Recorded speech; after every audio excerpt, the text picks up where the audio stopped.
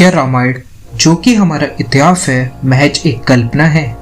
ऐसा आपने बहुत से लोगों को बोलते हुए सुना होगा।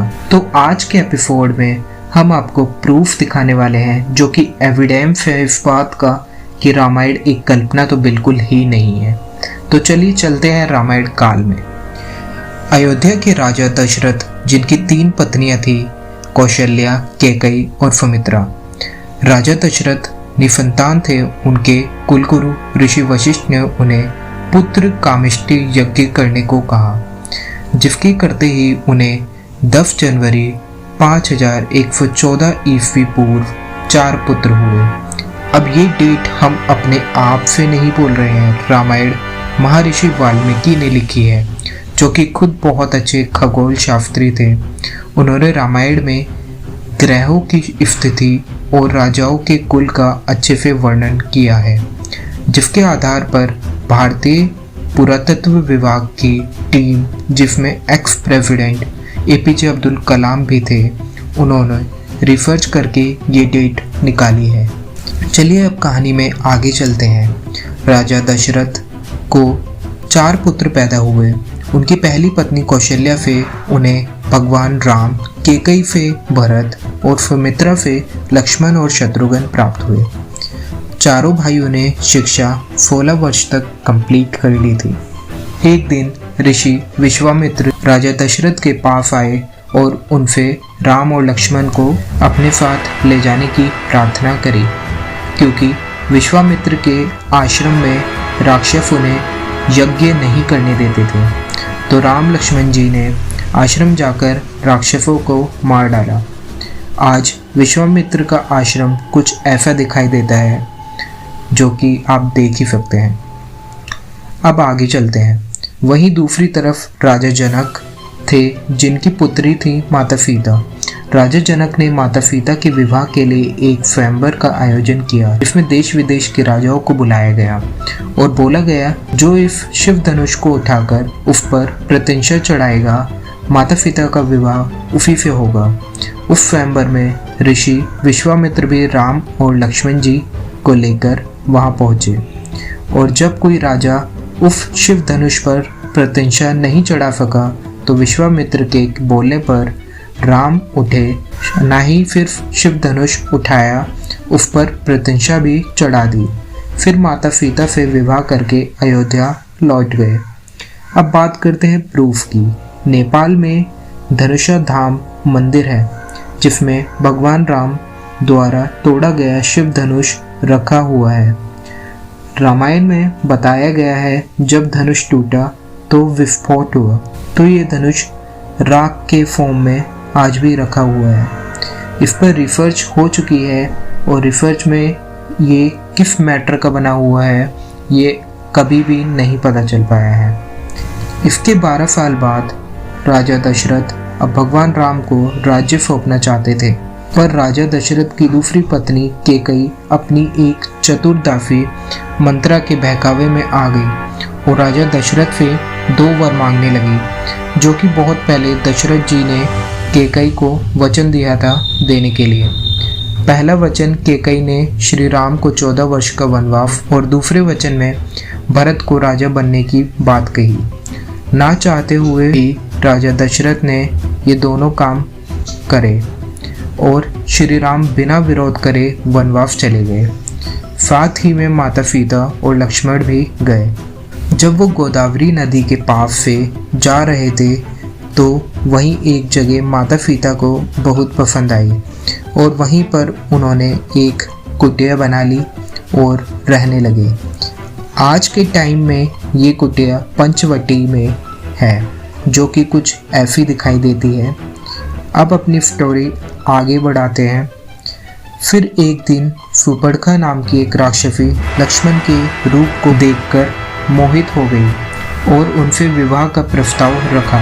लक्ष्मण के मना करने पर भी उसने नहीं माना और माता सीता को मारने का प्रयत्न करने लगी। ऐसा देख लक्ष्मण जी ने सुपर्णखा राक्षसी की नाक काट दी। इस बात की खबर सुपर्णखा के भाई खर को पता चली।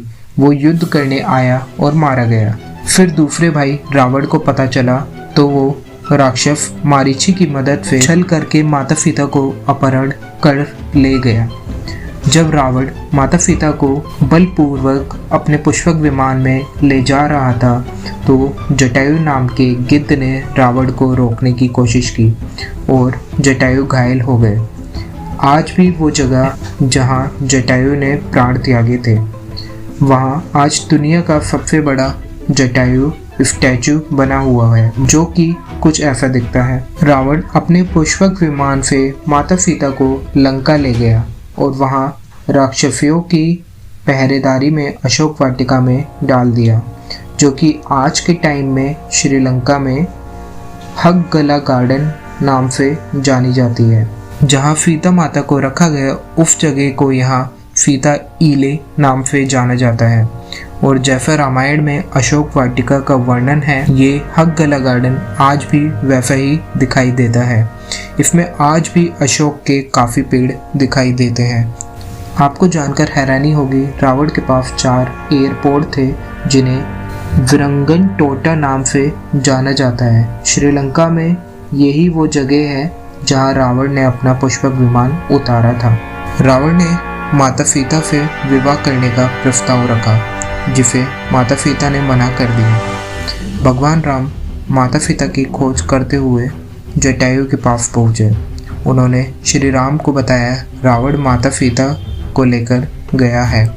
इसके बाद भगवान राम की मुलाकात शबरी से हुई, जिन्होंने उन्हें सुग्रीव और हनुमान जी तक पहुँचाया और सुग्रीव से भगवान राम ने मित्रता करी। सुग्रीव की गुफा आज भी आप देख सकते हैं और भगवान राम ने सुग्रीव की मदद करी बाली को मारने में, जो कि उसका भाई था, जिसके पश्चात सुग्रीव किष्किंधा का राजा बन गया। आज किष्किंधा कुछ ऐसी दिखाई देती है जो कि कर्नाटक में है। यहाँ पहाड़ पर ही हनुमान जी की भी जन्मभूमि है। आगे बढ़ते हैं। सुग्रीव ने भगवान राम की माता सीता को खोजने में मदद की। सुग्रीव ने वानरों को चारों दिशाओं में अलग अलग भेजा। महाबली हनुमान को जटायु के भाई मिले संपाति। उन्होंने बताया रावण माता सीता को समुद्र के उस पार ले गया है। ये जानते ही हनुमान जी ने विशाल रूप धारण किया और एक छलांग मारते ही वो लंका पहुंच गए। उनके पैरों के निशान आज भी लंका में देखने को मिलते हैं। अशोक वाटिका में भी एक बड़ा पैर का निशान दिखाई देता है और तो और वैसा ही निशान लंकापुरी और अशोक वाटिका के बीच स्थित पहाड़ पर भी दिखाई देता है। चलिए अब थोड़ा स्टोरी को और आगे बढ़ाते हैं। वहां पहुंचकर हनुमान जी माता सीता तक पहुंच गए और उन्हें प्रभु श्री राम की अंगूठी देकर अपने राम भक्त होने की जानकारी दी। हनुमान जी माता सीता की आज्ञा लेकर पेड़ों को उखाड़कर फेंकना शुरू कर देते हैं और वाटिका को तहस महस करने लगते हैं। यह सब देख रावण का पुत्र अक्षय कुमार आता है और लड़ता है और वो मारा जाता है। फिर रावण का दूसरा पुत्र मेघनाथ आता है और हनुमान जी को बंदी बनाकर रावण के सामने ले जाता है। वहाँ हनुमान जी बताते हैं वो खुद ही बंदी बनकर आए हैं, वरना उन्हें ब्रह्मा जी का वरदान प्राप्त है जिसके कारण कोई उन्हें बंदी नहीं बना सकता है। हनुमान जी रावण को माता सीता को छोड़ने का प्रस्ताव रखते हैं। ये सब सुनकर रावण गुस्सा हो जाता है और हनुमान जी की पूंछ में आग लगा देता है। तो हनुमान जी जली हुई पूंछ से पूरी लंका जला देते हैं, जिसके प्रमाण आज भी मिलते हैं। आज भी जिस जगह लंका को जलाया गया वहाँ की मिट्टी काली है और बाकी जगहों की मिट्टी नॉर्मल है। हनुमान जी के लंका जलाने से रावण डर गया और उसको डर था हनुमान जी दोबारा हमला ना कर दें, तो रावण ने माता सीता को अशोक वाटिका से हटाकर कोंडाकाट्टुगला में रखा। हैरानी की बात यह है श्रीलंका पुरातत्व विभाग को कोंडाकाट्टुगला में बहुत सारी गुफा ऐसी मिली हैं जो डायरेक्ट रावण के महल से जुड़ती हैं। गुफाओं की शिल्पकला को देखकर ऐसा लगता है यहाँ की फिफ्तरी को रखा गया है। चलिए अब स्टोरी को आगे बढ़ाते हैं। हनुमान जी वापस श्री राम के पास पहुंचकर सब बताते हैं और फिर नल और नील की सहायता से सभी वानर पुल का निर्माण करते हैं जो कि लंका तक का होता है और उस पुल का नाम राम सेतु रखा जाता है जो कि आज भी देखने को मिलता है। ये सबूत ना सिर्फ इंडिया श्रीलंका के लोगों को, यहाँ तक कि अमेरिका के साइंटिस्टों को भी हैरान कर देता है। जी हाँ, हम बात कर रहे हैं राम सेतु की। ये पुल आज भी देखा जा सकता है। 15th सेंचुरी तक ये पुल यूज़ करा जा सकता था, बट एक साइक्लोन आने के बाद अब ये जगह जगह से टूट चुका है। लेकिन नासा के सैटेलाइट से फ़ोटो लेने पर भी ये पुल देखा जा सकता है। ये पुल रामेश्वरम से लेकर श्रीलंका के मन्नार द्वीप तक था। आपको ये जानकर हैरानी होगी, दोनों ही जगह ऐसे पत्थर आज भी मिलते हैं जो कि पानी के ऊपर तैर सकते हैं। चलिए आगे चलते हैं। राम जी की सेना रावण के पुत्रों को मारकर उसके प्रिय पुत्र इंद्रजीत से लड़ती है, जिसमें लक्ष्मण जी घायल हो जाते हैं और हनुमान जी द्रोणागिरी पर्वत से संजीवनी बूटी लेने जाते हैं और पूरा पर्वत ही ले आते हैं, जिसके प्रमाण आज भी मिलते हैं। रामायण के अनुसार श्रीलंका के उस जगह जहां लक्ष्मण जी को संजीवनी दी गई, वहां आज भी एक पर्वत ऐसा है जहां की मिट्टी और बूटियां हिमालय के पर्वत से मिलती हैं, जबकि बाकी सभी पर्वत वहां नॉर्मल है। चलिए आगे चलते हैं।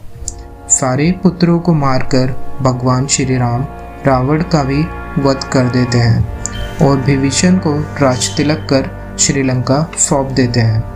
कहा जाता है विभीषण को राज्य की इतनी जल्दी थी कि उन्होंने रावण का अंतिम संस्कार भी ठीक से नहीं करा था और नागलोक के लोग रावण के शरीर को ले गए और रावण की बनाई हुई औषधियाँ, जिसे रावण ने खुद ही बनाया था, वो रावण के ऊपर प्रयोग करते हैं और उसे जिंदा करने की कोशिश करते हैं। हालांकि वो उसे जिंदा तो नहीं कर पाते हैं, लेकिन रावण की बॉडी आज भी श्रीलंका में एक जगह होने का दावा किया जाता है। वहाँ कोई अंदर तक नहीं पहुँच पाता, जो जाता है उसे बहुत कठिनाइयाँ होती हैं रास्ते में, जिसकी वजह से कोई पहुँच नहीं पाता। दोस्तों, आज के बाद आपसे कोई बोले रामायण एक कल्पना है तो उसे ये वीडियो ज़रूर दिखाइएगा। अनटोल्ड भारत के आज के एपिसोड में इतना ही। फिर मिलते हैं नेक्स्ट वीक एक न्यू एपिसोड के साथ। तब तक के लिए जय हिंद।